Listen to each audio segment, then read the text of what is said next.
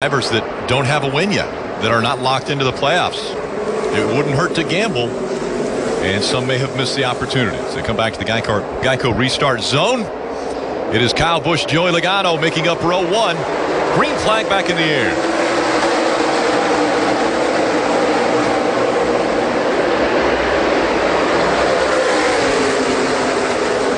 Two by two, all the way back. As they go through one, the short shoot it into two. Justin Allgaier in that outside lane, that black number 7 behind the 22 of Joey Logano. He's been comfortable in that outside lane, pushing Joey Logano down the back straightaway. You give him a shove, and the 22 is going to clear the 18. The Ford Performance on board giving us a great shot of that. And so now Allgaier goes to the outside. He's going to try to take the lead away. He does it as they go through three. DJ, that's impressive, isn't it? I'm telling you, we talked about him coming up through and making, but I said I didn't know if you could do that for the lead. Justin Allgaier's got a great car, ready to use it too. I was holding my breath, I can tell you that. Trying to block.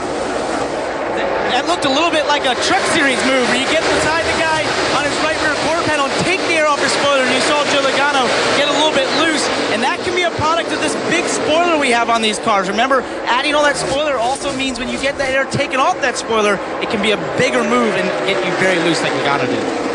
Justin Allgaier has now added his name to the list of drivers that have led a lap at Indianapolis. But he has 7 laps to go to get to the end of this stage and try to win this stage. Allgaier, one of the Xfinity Series regulars that has won. Only 3 have won this year that will lock themselves into the playoffs. Now, just like Jeff pointed out a minute ago, as these laps are winding down, these blocks are getting more aggressive, and the diving into the corners is getting more aggressive here. See Elliott Sadler here now, right on the bumper. Yeah, he wants to push this, but he's going to try his very best to see if he can pull out and make a move at the end of the front straightaway on Brennan Poole. To the inside for the lead. Kyle Busch trying to take it away from Allgaier. Allgaier strong on the outside though. Got a big mover on that restart there too. We talked to a little contact there. Pumping as they came off the turn.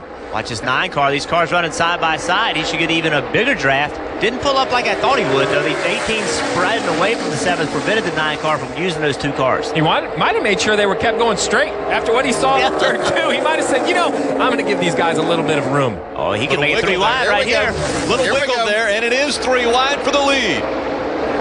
Still, Allgaier stays out front. Here comes William Byron. Byron moves up to 2nd. Look at the momentum that lost him. Now Eric Jones and Joey Logano pulled right back up.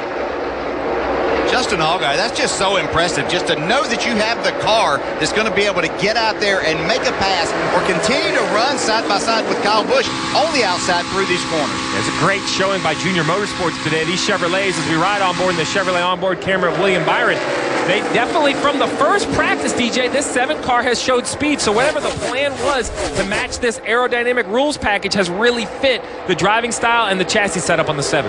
Jason Burnett told me yesterday after the first practice, he said, I don't know what's going to happen. As we see here, Byron trying to go to the inside. Kyle Busch is going to try that outside line. But anyway, Jason Burnett, crew chief on this 7 car, told me yesterday, he said, I don't know what will happen. He said, but when we showed up here last year, we were a second slower than Kyle Busch in that 18.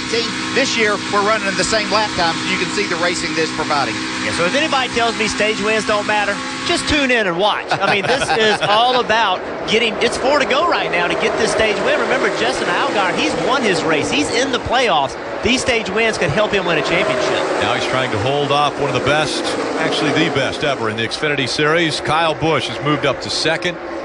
William Byron running 3rd. Joey Logano 4th. Eric Jones is 5th. Elliott Sadler in that Chevrolet onboard. Now who will the line go with? That's the question here. If they go with Elliott Sadler, it's going to help him. But see, Ryan Reed tried to make the move, and that ultimately will probably help Elliott Sadler. Once again, there was the 18 looking to the outside for the lead. And you see the wave there by Allgaier. And out the window. Allgaier's going to come to pit road.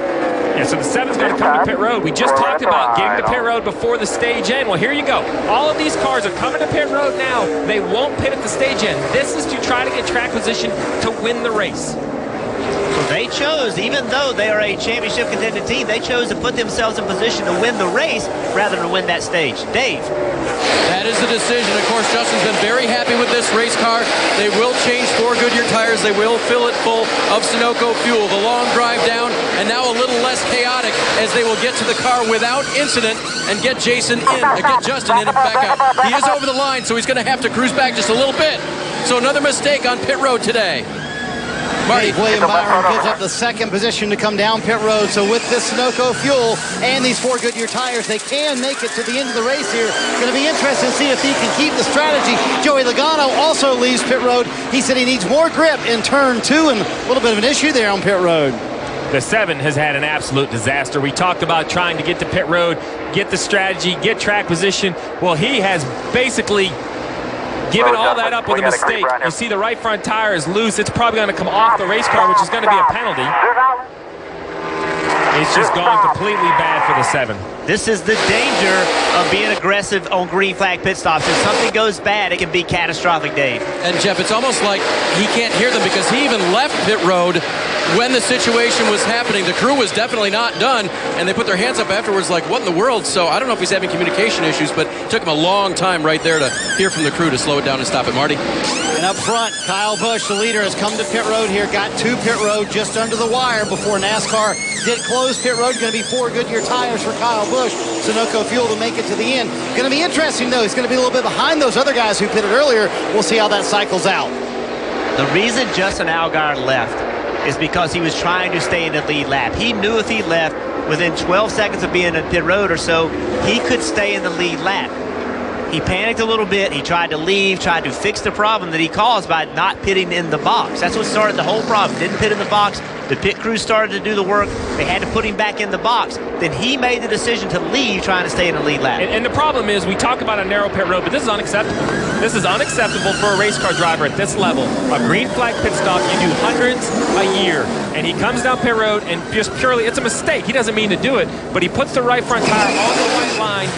That's a penalty, and then you see him leave. It just continues to go downhill. But it starts with what you said, Jeff, not putting his car in the pit box. He didn't get in the pit box, and ultimately, that's his fault. At the same time, the pit crew is supposed to catch that as well. The pit crew is supposed to look at the lines and not start working if you're out of that box. So the initial problem started with Justin, and then it continued with the crew chief. And then once they pulled the right rear tire off, it's a 1-lap penalty. And I'm sorry, it's not the crew chief. The crew chief can't see that. It's I didn't mean to say that. It's a tire changer. It's a tire carrier. They're supposed to look at that and call the pit stop off.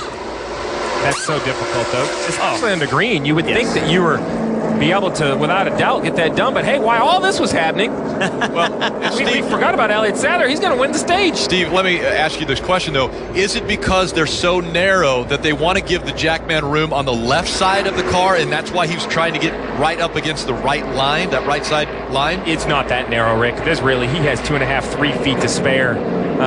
You know, he's just trying to do his best, trying to get the car pointed out. I mean, it was all for the right reasons. And I don't mean to pick on Justin Allgaier. It's a mistake. It's no different than spinning your car out on the racetrack. It's no different than as a crew chief miscalculating fuel mileage or calling the wrong pit strategy. I mean, the sport is about technology, but humans have to run the technology. And that right there, it's an unpopular thing to say. I like Justin Allgaier. He's a very good race car driver, but that right there is a mistake that has cost this 7 a chance to win a race that we just talked about. They were great from the minute they unloaded. I had a chance to win the Brickyard 400. Come on pit road, we're doing 4 tires. I see everybody around me doing 2. I just drove off. We did our 2, and I said, I'm out of here. Left side wheels weren't tight. I made the rest of the race.